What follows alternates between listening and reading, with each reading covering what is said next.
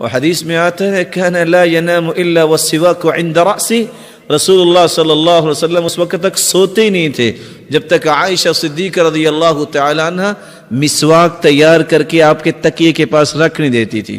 آج سوتے وقت بھی ریموٹ پاس ہے اور اٹھتے وقت بھی سب سے پہلا کام ریموٹ ہی ہاتھ میں ہوتا ہے۔ کہاں سے سکون آئے گا؟ جانتے ہیں ریموٹ کس کا؟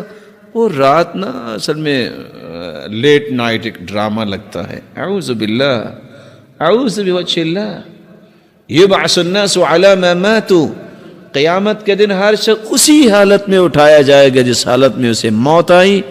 سوچئے اگر اتنی غلیظ سائٹ پہ اس کی رات گزرتی ہے، اگر اس حالت میں موت آ گئی تو قیامت کو کس طرح اٹھایا جائے گا؟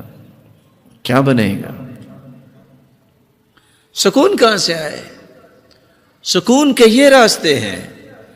ابو موسیٰ اشعری رضی اللہ تعالیٰ عنہ فرماتے ہیں انی لاستحیی اللہ انظر فی عہد ربی فی اليوم مرہ او مرتین، لوگوں مجھے شرم آتی ہے میری زندگی کا ایک دن گزر جائے اور میں نے اپنے رب کی کلام کو پڑھا ہی نہ ہو، مجھے شرم آتی ہے۔